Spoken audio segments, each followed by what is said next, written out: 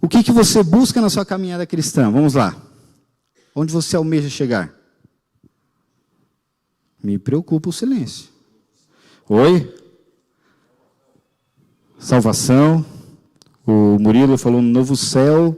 Alguém mais? Algum porquê da sua jornada cristã? Onde você almeja chegar? Oi? O meu destino é o céu. E quando a gente faz isso, parece, no meio cristão, no nosso meio parece óbvio, né? Você falar isso, às vezes até é tão repetitivo, que às vezes a gente até fica com receio de repetir.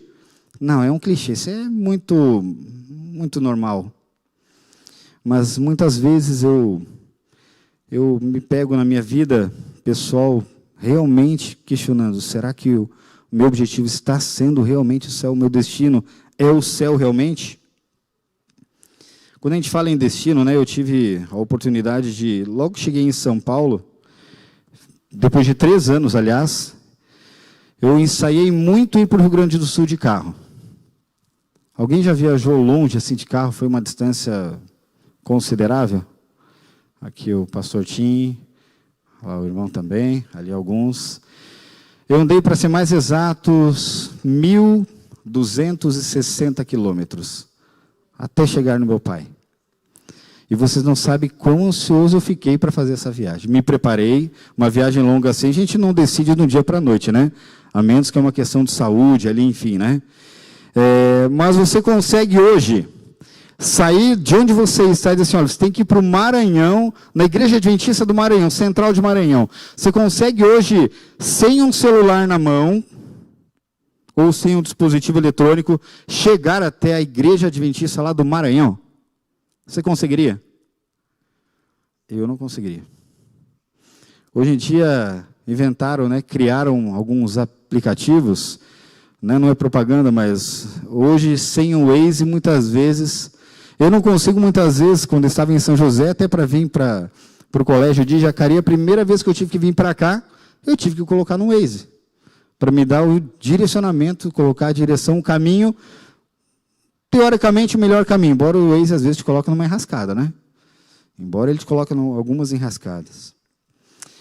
E quando eu fiz essa pergunta para você, se você já usou o GPS, enfim, já foi para algum lugar, é porque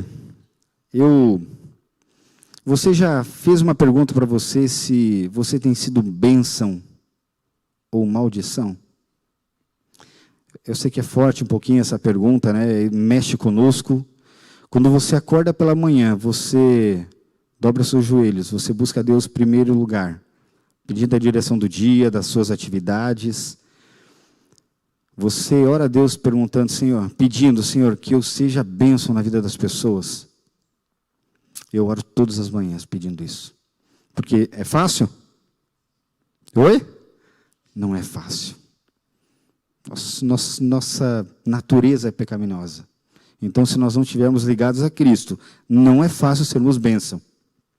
Abra sua Bíblia em Gênesis, no capítulo 12, e no versículo 1. Nós não vamos ficar muito dentro da história, mas ela vai dar um vislumbre do que nós vamos conversar um pouquinho a partir de agora. Ali fala a história de quem? Só um contexto aqui, à primeira vista, o incidente da Torre de Babel parece retratar um Deus irado, né? Pronto para punir o povo por causa da desobediência, mas a questão ali envolvia muito mais do que isso. Na verdade, Deus estava implementando um plano chamado dividir para conquistar.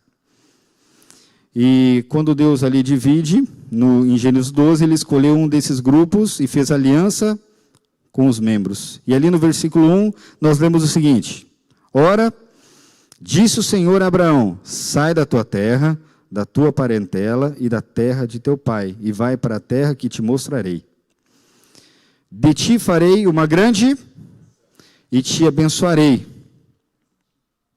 e te engrandecerei o nome. Se tu uma bênção. O 3 diz, abençoarei os que te abençoarem, e amaldiçoarei os que te amaldiçoarem, em ti serão benditas todas as famílias da terra.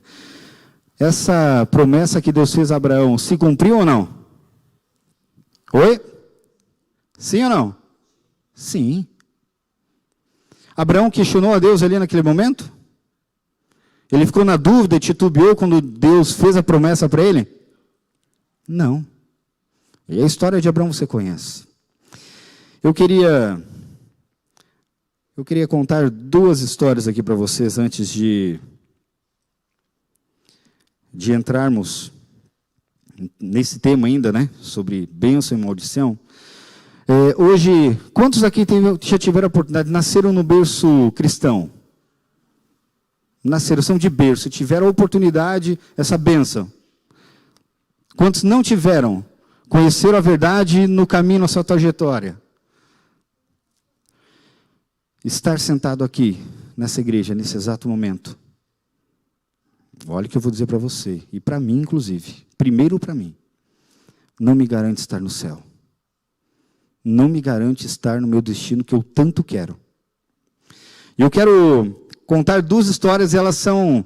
Eu quero que vocês me compreendam no final dela, depois, né, vocês vão entender por que eu usei essas duas histórias. Em algum momento eu vou ler, porque eu não quero que vocês percam nenhum detalhe delas, tá bom? A primeira fala, e são duas histórias de conversão. Você se lembra da sua conversão? E mesmo aqueles que são de berço, em algum momento tiveram uma virada. Sim. Mas você lembra hoje como foi sua conversão, como foi seu encontro com Cristo? Você já escutou aquela frase? Ah, mas passou meu primeiro amor, né? Antes era tudo, parece mais quente, mais... Com todo carinho, com todo respeito, eu não consigo acreditar e pensar que primeiro amor com Cristo é uma coisa que passa. É nós que deixamos muitas vezes esfriar. Mas por quê? É Ele que se afasta de nós? Oi? Deus está lá, Ele não muda. Mas muitas vezes nós nos afastamos dEle. E a primeira história, ela fala sobre Robert. Robert nasceu em 1945, de um casamento não aceito pela família de Cedele, mãe de Robert. E Robert vê poucas vezes seu pai, um militar branco, de 60 anos, enquanto Cedele era uma negra, jamaicana, de apenas 16. Olha a diferença. Robert é criado principalmente pelo seu avô, pois seu pai viajava com muita frequência, sua família era de origem católica, e aos 10 anos seu pai falece, e ele ajudava muito financeiramente a família. Ou seja, daquele tempo para frente, eles passaram muitas dificuldades. Após a morte do pai, eles foram para Kingston, morar em uma favela onde sofreu muito racismo, por incrível que pareça.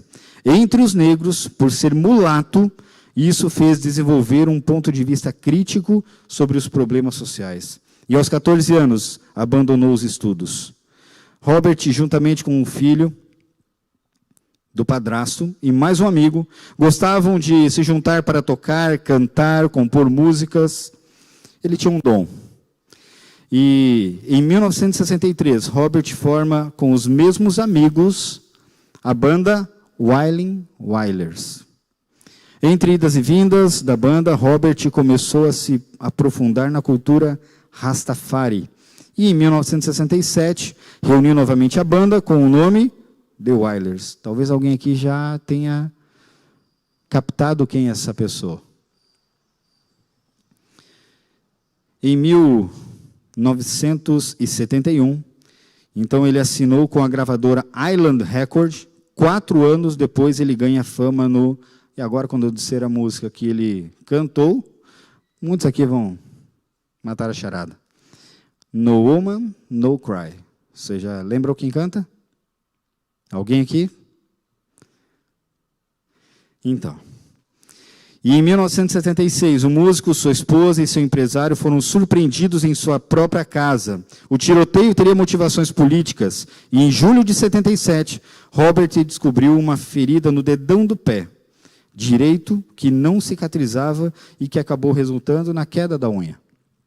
Ele descobriu que era um tipo de câncer de pele. Os médicos aconselharam amputar o dedo. O músico se recusou por conta dos princípios rastafaris.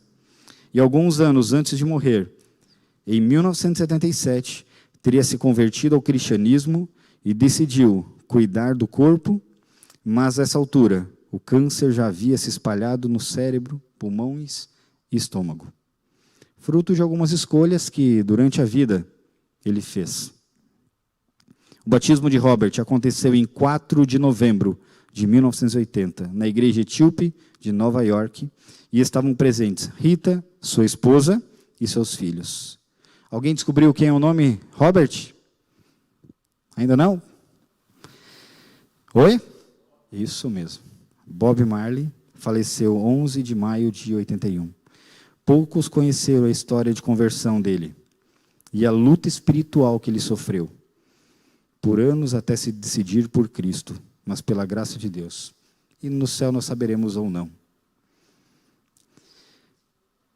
Mas nem todas as histórias, às vezes, têm um final tão belo, né? Como aconteceu, talvez, na história de Bob. Alexander Alves, nascido na Bahia, mas de apenas 2 meses de vida, veio morar em Guarulhos, bem pertinho daqui. Tem alguém que mora em Guarulhos, que é natural de Guarulhos? Aqui? Então, aqui em Guarulhos, a família veio, buscou uma melhor qualidade de vida. Foi cantor, compositor, humorista brasileiro e viveu de 5 de março de 1971 a 2 de março de 96. Começou a cantar, ainda na infância, aos 5 anos, já era uma grande atração do coral infantil que frequentava. Durante a infância, teve suas primeiras aulas de canto na igreja Assembleia de Deus de Vila Barros, ministradas pelo professor Donizete Severo, que em 93 morreu em um acidente na fábrica, e então Alexander nunca mais voltou à igreja. Alexander fazia sucesso com as meninas, seu carisma era notável, incomodava muito nas aulas. A família apoiava e não via problema na postura dele. O colégio estava errado e pegava no pé. E aí quero abrir um parênteses. Eu não poderia, quando falar de escola, né? Como diretor escolar, eu não tinha como não fazer um adendo aqui.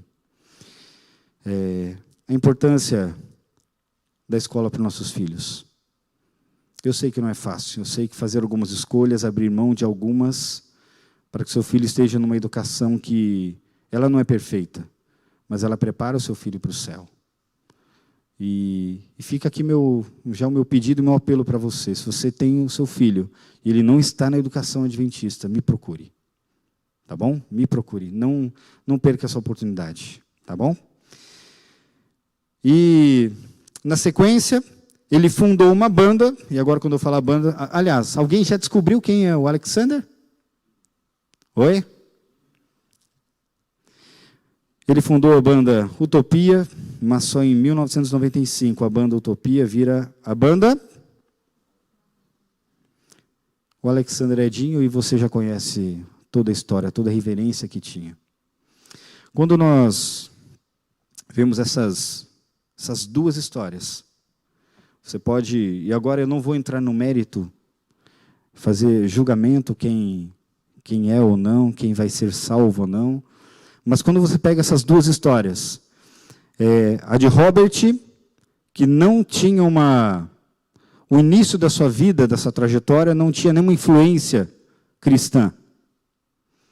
Ou seja, tinha tudo para dar certo, tudo para dar errado.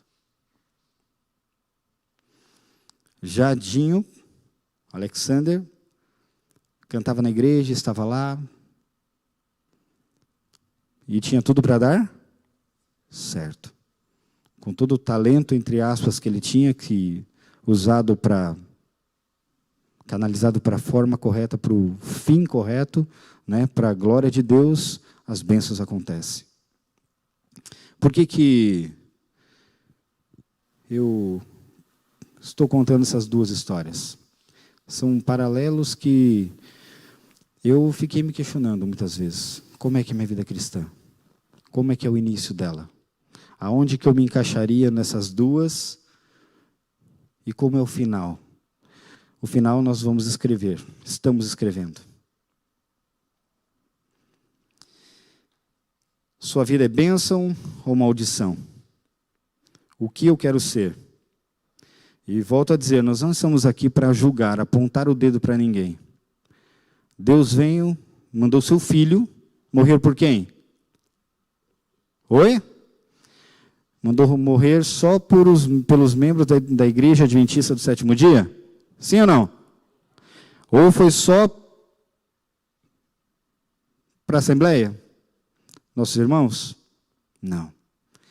Ele veio morrer por todos, para aqueles inclusive que ainda não conhecem a verdade. Eu quero agora, em 10 pontos, rapidamente, fazermos nós refletir em algumas situações que talvez vão nos ajudar a nortear novamente se a nossa vida tem sido bênção ou maldição. E o primeiro ponto, abra sua Bíblia em Mateus 7, do versículo 3 ao 5.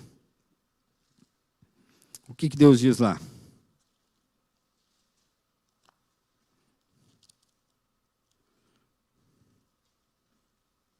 Mateus 7,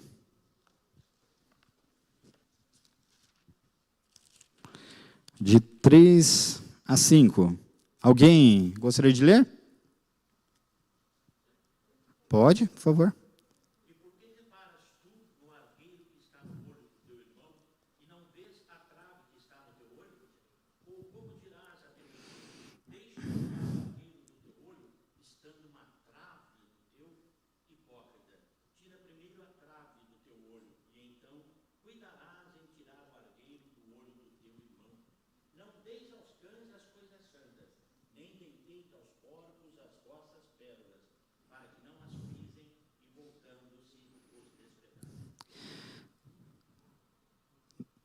Olhar o quê? É fácil. Bom, isso aqui não, primeiramente, isso não acontece na nossa igreja, né? Acontece na nossa casa, no nosso lar. Ninguém aqui aponta o erro para ninguém, né? Oi? Por que tem alguém rindo aqui? Oi? Será que nós somos aquelas pessoas que gostamos de criticar os irmãos, criticar o cônjuge, né? E não olhamos muitas vezes para os nossos erros. É um primeiro ponto que eu queria que você meditasse. Antes de apontar o dedo para alguém, antes de você acusar alguém, pense antes. Ore antes. Se você orar, eu tenho certeza que a sua fala vai ser diferente. Diferente até, não talvez no criticar, mas a forma de como fazer.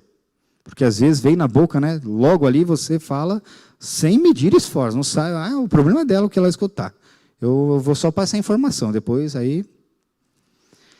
Então, possamos cuidar. Segundo ponto, e esse aqui é um dos meus maiores medos que eu tenho. Criticar a igreja na frente dos meus filhos. Por vezes, minha esposa, a gente está conversando, quando a gente faz algum comentário, alguma situação, nós temos já um combinado com o outro. Dependendo do comentário que você vai fazer, já é seguro. Porque a gente é pecador, a gente falha também. Mas um ajuda o outro para isso. É ou não é? O casal é para isso. Para um puxar a orelha mesmo quando precisa, um está falando demais, pensa aquilo que não deveria naquela hora, né? E aí depois nos perguntamos, por que nossos filhos não estão na igreja? Por que eles não estão nos caminhos de Cristo? Mas, Jefferson, isso aí é um determinante? Talvez não. Talvez não. Mas lá na frente, tudo que você falou, pode ter certeza, seu filho vai pesar. Os seus pensamentos, as suas falas, vão ser determinantes para ele, sim. Porque eles constroem a visão da igreja, constroem a visão de Deus, conforme aquilo que você passa para eles. Terceiro ponto, queremos evangelizar o mundo e esquecemos de quem? Oi? Eu escutei uma pessoa falar isso aqui com, assim, um pouco mais certeza. Queremos evangelizar o mundo, mas esquecemos de quem? Da nossa casa. A nossa primeira igreja, que é o nosso lar. É muito bom hoje, no domingo, friozinho, nós estamos aqui num local aconchegante, gostoso, né? Mas como é que é a sua igreja lá na sua casa? Ela acontece todos os dias? Aqui nos reunimos domingo, quartas e sábados. Ou em algum evento, né? Uma semana de oração, enfim. Mas como é que é todos os dias? Será que nós tiramos um tempo de 24 horas para mostrar para nossos filhos quem é Jesus? Para se ajoelhar junto com a sua esposa, com o seu esposo e clamar a Deus para que Ele dê sabedoria para tomar as decisões? E aqui o quarto está muito linkado ao primeiro. Não sou o sacerdote da minha igreja, que é a minha casa. Porque, querido, é nossa responsabilidade, sim, chamarmos a nossa família para perto de Deus. O quinto, e esse é algo que mexe um pouquinho conosco. Comigo, eu digo principalmente. Gastamos com, e nada contra quem faz, tá bom? Deixo bem claro aqui, nada contra. Gastamos com comilanças, beberrices, com entretenimentos, mas achamos caro o quê? Comprar uma literatura para nossa família, achamos caro ter a lição para os nossos filhos, ou para a nossa vida espiritual. Eu estou falando algo muito fora da realidade? Eu muitas vezes me peguei nesse ponto, nesse quinto, aliás. Me peguei porque minha esposa, ela fala, Gé, a gente tem que pegar algumas coisas para as crianças para o sábado, né, para eles ficarem bem atentos ali na igreja, enfim. E eu falo, nossa, mamãe, a gente comprou no mês passado, amor, compramos um monte de... Mas quando tem que sair, pedir um lanche, não titubei. É ou não é? Que Deus que possamos buscar a Deus para vencer essas dificuldades, porque não é fácil. Sexto ponto, não tenho tempo para Deus e muitas vezes não estamos dispostos a sacrificar nossas escolhas. Quantas vezes você para durante o dia, para tudo, para orar a Deus? Esses dias eu estava atendendo uma família na minha sala, e nós temos o hábito de orar, toda manhã 9 e à tarde às 16 horas. E aí, curiosamente, eu mesmo que esteja atendendo uma matrícula, algo assim, eu paro, convido a família, oramos, e aí a gente segue, né? E um dia essa família perguntou, mas por que vocês fazem isso? Eu falei, porque nós queremos que Deus esteja à frente sempre desse colégio, à frente de todas as famílias, inclusive por vocês que estão aqui nesse exato momento. Você já parou para pensar quanto tempo você fica numa rede social? Você tem como chegar no seu celular ali, né? Se você tem dúvida ainda, porque às vezes a gente tem dificuldade de aceitar, né? Olha lá, levanta lá, tem uns locais lá no seu aplicativo lá, que você consegue ter uma ideia, uma noção de que tempo você está tirando para Deus, com coisas, aliás, que te edificam ou não, espiritualmente. E não há problema nenhum em olhar, queridos. Deixo claro isso. Não há problema. A questão é qual tempo. Eu estou dedicando a mesma qualidade de tempo para o meu Deus? Roubo a Deus nos dízimos, ofertas, com meu tempo. Oitavo, não cuido daquilo que Deus me deu. O que Deus te deu? O que você é? Um templo. Isso mesmo. E muitas vezes esquecemos disso. O 9, o 9 e o 10, eles falam: não cuidamos de quem está próximo a gente, pessoas que estão precisando, necessitados, às vezes passamos com um olhar de indiferença, inclusive para eles. E o último, não desejo o céu. Quando a gente não deseja o céu, a gente está pegando um pouco mais essa terra. Vocês lembram de um episódio, uma reportagem que passou um tempo atrás, de uma enchente que estava acontecendo e um rapaz estava com uma bicicleta, você lembra? Alguém lembra aqui?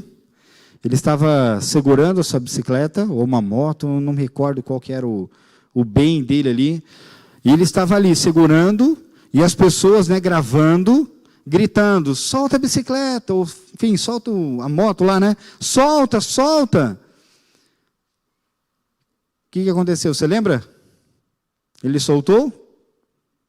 Não. Ele preferiu ficar agarrado naquele bem. E a correnteza, infelizmente, acabou levando ele. Escolhas. É fácil julgar? Talvez seja. Mas o que tem te feito agarrar aqui nessa terra? Que você não almeja mais o céu, como almejou na primeira vez quando você conheceu a Cristo. Abra sua Bíblia em João 15.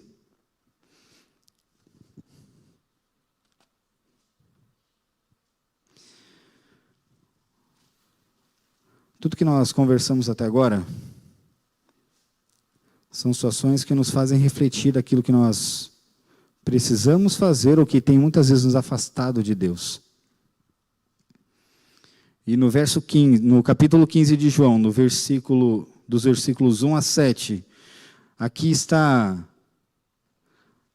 a receita, está aqui o direcionamento para sabermos como sermos bênção ou não. Lemos lá no versículo 1, diz: eu sou a videira verdadeira e meu pai é agricultor. Todo ramo que estando em mim não der fruto, ele o quê? Forte isso, hein? Ele o corta.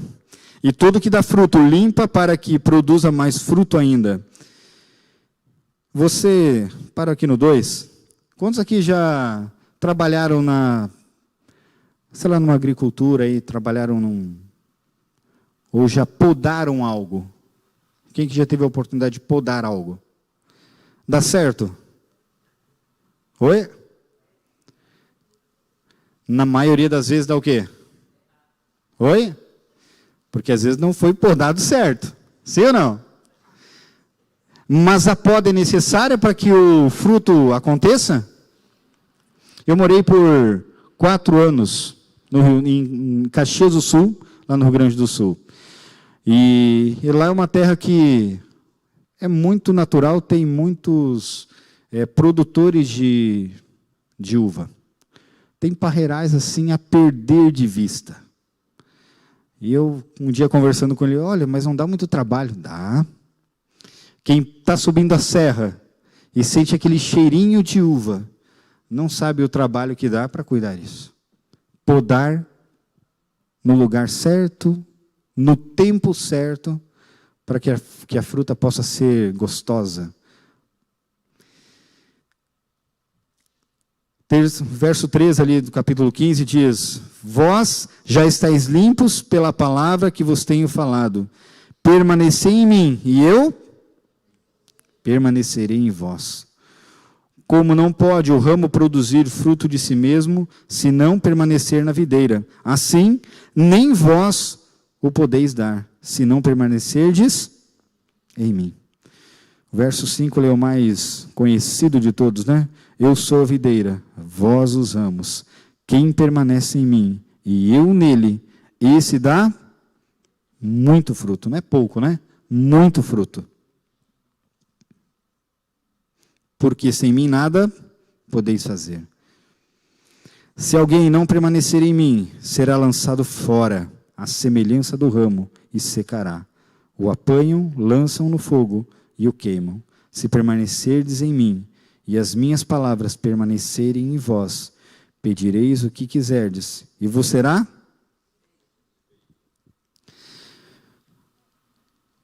Para eu ser bênção, o que eu preciso ser?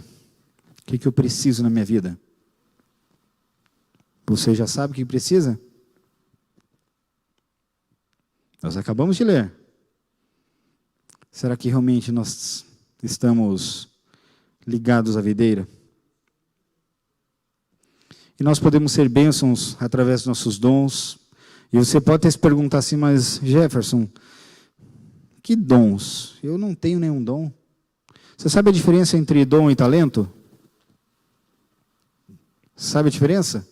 Dom você nasce com ele naturalmente. É seu, né? Você vai praticando, mas você só aperfeiçoa ele mais. O talento, você com a prática e o esforço, dedicação, você acaba conseguindo também. Nós podemos ser bênção através, usando os nossos dons, nossos talentos, através da nossa oração. Quantas vezes você orou pela sua igreja? Quando eu disse lá em alguns dos 10 lá, eu falei que muitas vezes criticamos a igreja, né? Criticamos os líderes. As pessoas estão lá à frente. Quantas vezes você dobrou seu joelho para orar por eles? Ao invés de criticá-los porque talvez falaram algo que não deveria, ou falou algo que talvez me machucou, eu não estava a fim de mudar aquilo. Ser uma vida de bênção, ela exige entrega. Entregar todos os dias a nossa mente a Cristo. Buscar Ele. Clamar, pedir por sabedoria. Essa é a única forma de permanecermos ligados a Cristo. Não existe outra forma. É buscando a palavra dEle todos os dias. E o meu apelo nessa noite, e para essa semana que nós estamos iniciando, que você toda manhã e toda noite faça a pergunta para você: será que eu estou sendo bênção? Será que nesse dia eu fui bênção ou eu fui maldição? Errar nós vamos errar. E não há problema nenhum você reconhecer o erro e ir lá consertar. A caminhada cristã ela não é uma caminhada perfeita. Mas o final dela é para aqueles que permaneceram em pé. A Bíblia diz: aqueles que estão em pé, cuide para que não caia. Mas se alguém cair do seu lado, não seja o primeiro a criticá-lo.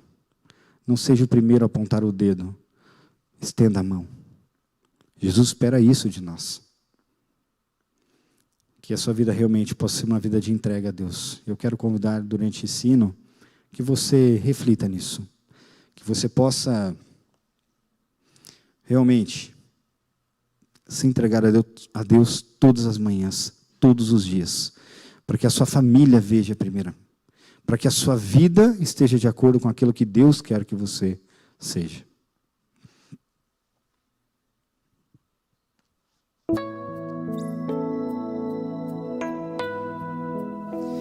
Feche seus olhos e ore a Deus nesse momento enquanto nós cantamos. Preciso me entregar, Senhor. Preciso a Ti me entregar. Preciso ouvir Tua voz a me falar.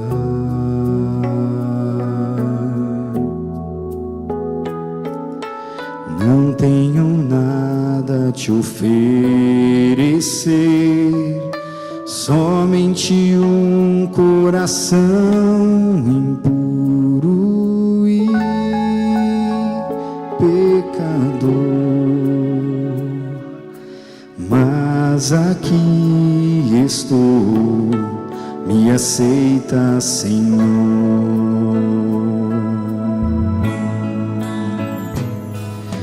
Toma os meus pensamentos, meus dons e meus bens.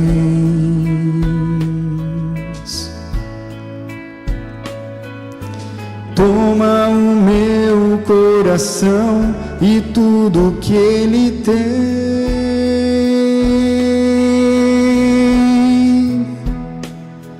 Renova, Senhor, meu viver. Derrama em mim teu amor. Quero para sempre servir-te por onde for.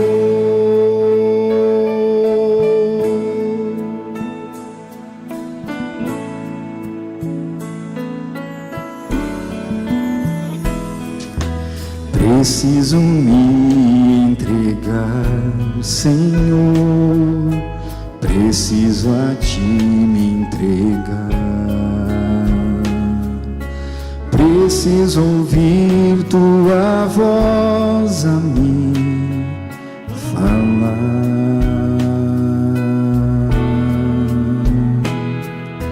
Não tenho nada a te oferecer,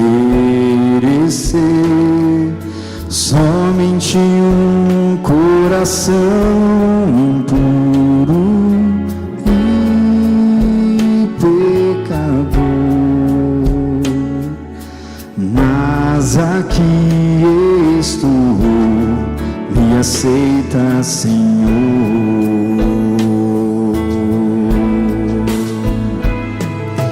Toma os meus pensamentos, meus dons e meus bens.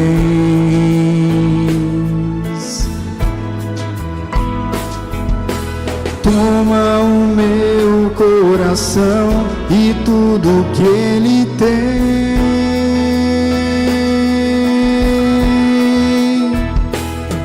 Renova, Senhor, meu viver. Derrama em mim teu amor. Quero para sempre servir-te por onde for.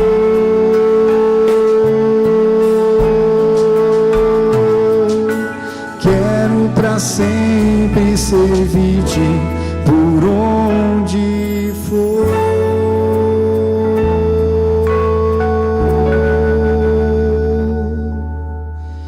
Quero para sempre servir-te por onde for.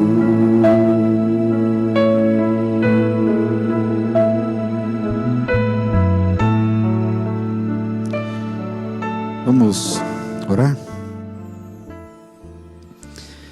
Querido Deus, mais uma vez nós te agradecemos porque o Senhor nos dá o dom da vida. E o fato de termos acordado hoje, ó Deus, é mais uma prova da tua misericórdia e do teu amor por cada um de nós. Muitas pessoas, ó Deus, hoje pela manhã, ou em algum momento durante esse dia, não tiveram mais essa oportunidade. A salvação, a graça chegou para algum deles. O céu se fechou para algum deles, talvez. Queremos pedir a Deus que aceite a nossa entrega. Aceite o nosso coração, que é pecador, é imperfeito, mas que possamos todas as manhãs, ó Deus, te buscar, para que durante essa semana que está se iniciando, que se iniciou hoje, nós possamos sermos bênçãos para aqueles que estão à nossa volta, Deus. Abençoe cada família que está presente. Derrame as tuas bênçãos também na vida de cada um deles, nos planos, sonhos e projetos que eles têm. Esteja à frente, te pedimos isso da tua igreja, por todos nós, em nome e pelo amor de Jesus, ó Deus. Amém, Senhor Deus.